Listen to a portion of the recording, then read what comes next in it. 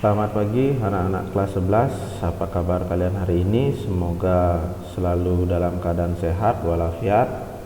Nah, pada pertemuan hari ini kita akan membahas tentang cerpen, yaitu definisi cerpen dan jenis-jenis cerpen ya. Nah, mungkin diantara kalian pasti sudah ada yang pernah membaca cerpen. Nah, ini adalah salah satu contoh cerpen ya. Cerpen ini berjudul Sahabat Sejati ya. Nah, seperti itu.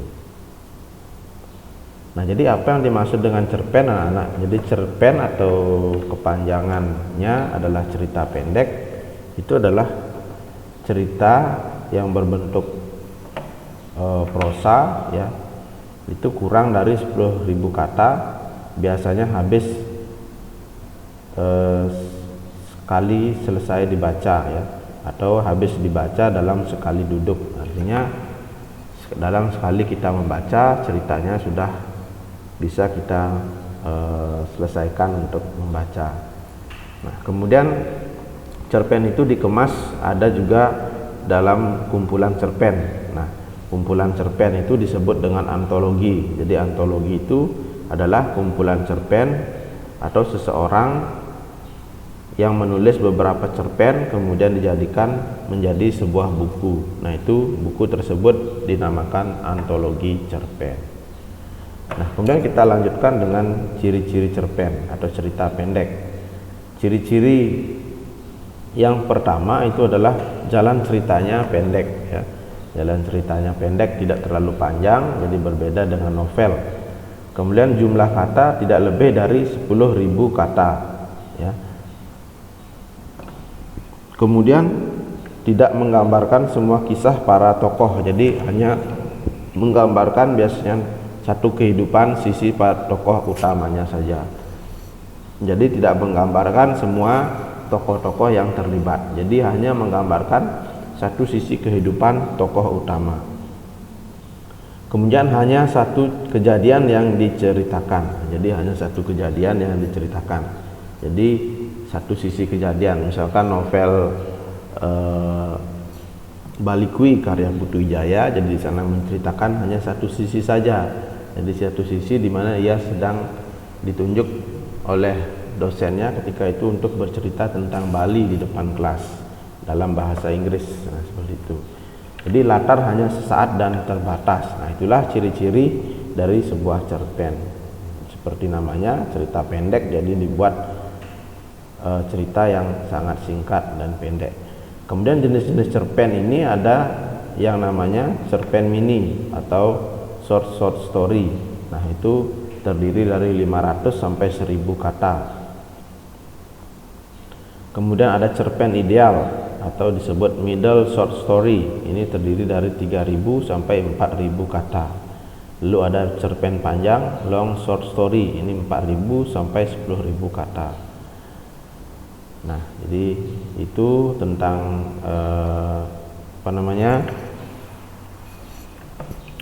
jenis-jenis cerpen. Nah, cerpen itu adalah mengandung nilai-nilai kehidupan atau mengandung informasi dalam sebuah cerita yang ditampilkan. Nah, di sini ada bagaimana langkah-langkah kita untuk mengidentifikasi atau menemukan informasi penting dalam sebuah cerpen. Ya. Di sini ada beberapa langkah atau tahap-tahapan dalam mengidentifikasi informasi sebuah cerpen. Yang pertama adalah mengidentifikasi unsur apanya atau apa yang diceritakan atau informasi apa yang diceritakan dalam cerpen tersebut. Kemudian unsur siapa yang diceritakan dalam cerita pendek tersebut. Lalu unsur kapan peristiwa atau kejadian yang dialami oleh tokoh dalam cerita tersebut. Kemudian di mana tempat terjadinya peristiwa yang dialami oleh tokoh. Lalu mengapa tokoh mengalami kejadian itu. Lalu bagaimana? Nah, di sini menceritakan atau kalian paparkan kronologis atau peristiwa yang dialami oleh tokoh ya. Nah, sekali lagi selain mengandung informasi, dalam cerpen itu juga terkandung ya pokok-pokok isi atau poin-poin penting. Nah, di sana karena cerpen itu juga mengandung nilai moral, mengandung nilai-nilai kehidupan atau nilai edukasi yang bisa ditiru atau dipelajari oleh pembaca. Nah, di sini kita bisa menemukan pokok-pokok isi cerpennya dengan cara yang pertama adalah membaca cerpen dengan seksama. Jadi kita baca atau kita pahami cerpen tersebut dengan detail ya.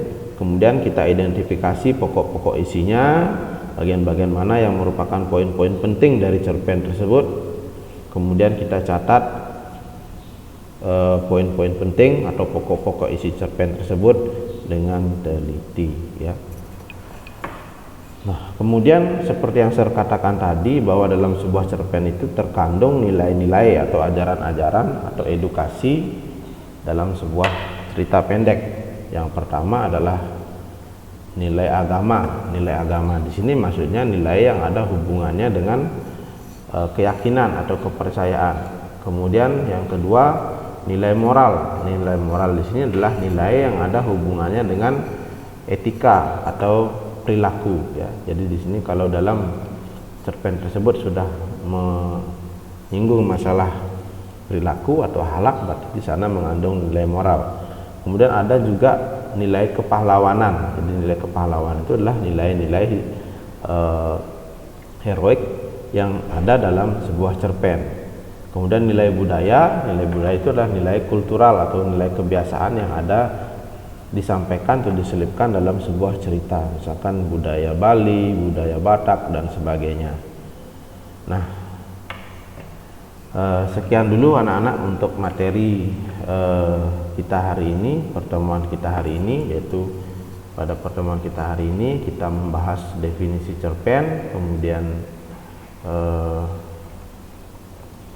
ya jenis-jenis cerpen, kemudian langkah-langkah mengidentifikasi informasi, mengidentifikasi pokok isi sampai dengan mengidentifikasi nilai-nilai atau nilai-nilai yang terkandung dalam sebuah cerpen. Nah, jika ada pertanyaan atau komentar silahkan ditulis di Google Classroom.